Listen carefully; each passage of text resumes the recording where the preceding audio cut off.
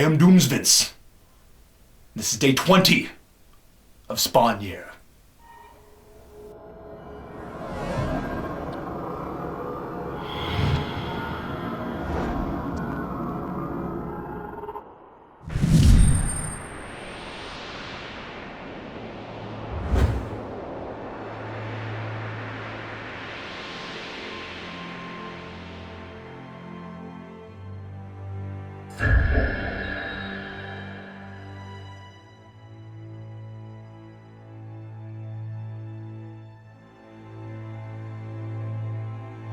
How appropriate that I should have to start draining my own blood to write with on a day where the comic I've been assigned to review includes a plot to open a gateway to hell via a bloody pentagram.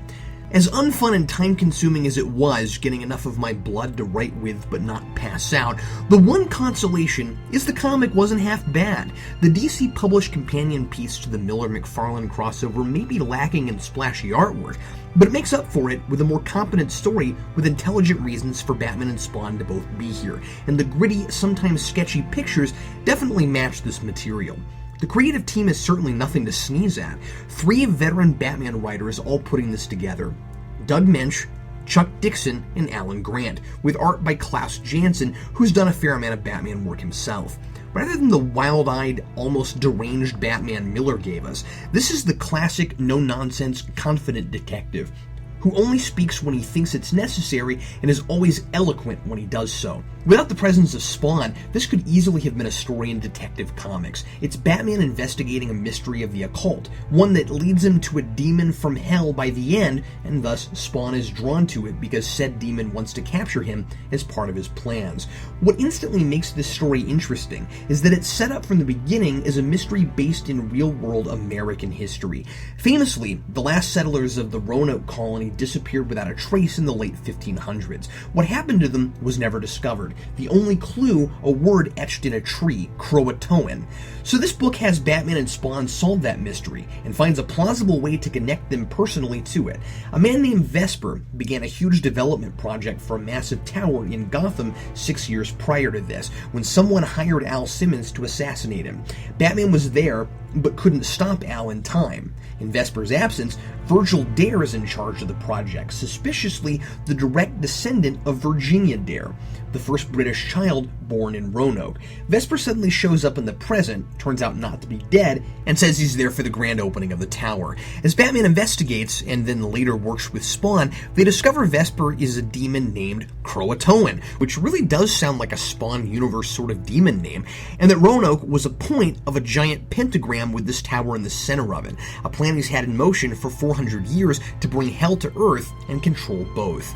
Again, it's nice that Spawn and Batman just exist in the same universe and there's no interdimensional travel going on. And this time, it's Spawn coming to Batman's turf, so it happens in Gotham, and I like that there's not even a mention of New York. The focus is on solving a mystery rather than on fan service. There's nothing gimmicky or commercial about this crossover. Spawn and Batman both serve the story, and we still get interesting moments of interaction between them. They still get in a fight when they first meet, but it's for a great reason, and it isn't the entire story. Spawn attacks Batman because he thinks Batman is another demon sent by Malbolgia to torture him. That's very clever. Batman designed his costume to be terrifying to make criminals question whether he's human, and it works so well, it fooled Spawn. I love how cool-headed Batman is. He doesn't seem to like Al much better than Miller's Batman did, but he's subtle about it, and it's more entertaining that way. After he convinces Spawn he isn't a demon, he just says, "Why are you in Gotham, and how soon will you be leaving?" I love that in this version, Spawn develops a deep respect for Batman, seeing how he helps stop Vesper for no personal gain. He gives, yet asks for nothing. A man who knows what his real face is and wears it with no apology. The kind of man I'll be. I love that ending. There's an emphasis on how Al is new to this and is uncertain about who he is in this second life, so now he wants to use Batman's example to become a superhero. As much as I like the setup of the mystery and the part each hero plays, It is very plot-heavy, and could have used more pages to really explore and contrast Batman and Spawn, but at least it doesn't do that in a superficial way, like Miller's story does, and it does tell a cohesive story. Spawn defeats Croatoan in an extremely anticlimactic way, one of those ethereal, beating evil with love sort of climaxes, and that was quite disappointing. All in all, though, a good read, and a nice treat after a day of siphoning my own blood into a bowl. Oh well, I suppose it helps to pass the time. Signed, Captain Logan.